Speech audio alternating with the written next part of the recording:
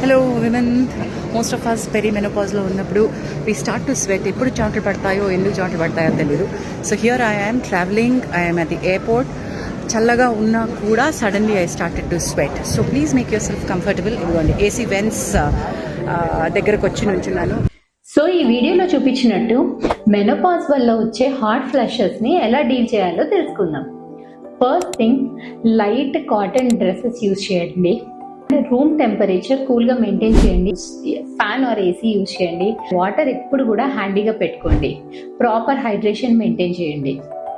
Some triggering factors ఉంటాయి కొంతమందికి, like hot spicy foods కానీ, కెఫిన్, స్మోకింగ్, ఆల్కహాల్, స్ట్రెస్, ఇలాంటి ఫ్యాక్టర్స్ అవాయిడ్ చేయండి.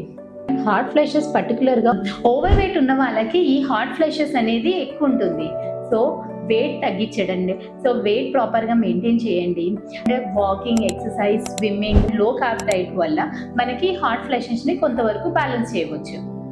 బట్ ఇది చాలా సివియర్గా ఉండి మీ నైట్ స్లీప్ ని కూడా డిస్టర్బ్ చేస్తుంది, మీ క్వాలిటీ ఆఫ్ లైఫ్ ని తగ్గిస్తుంది అంటే మాత్రం వెంటనే మీ గైనకాలజిస్ట్ ని మీట్ అవ్వండి అండ్ అడిక్వేట్ సపోర్ట్ తీసుకోండి.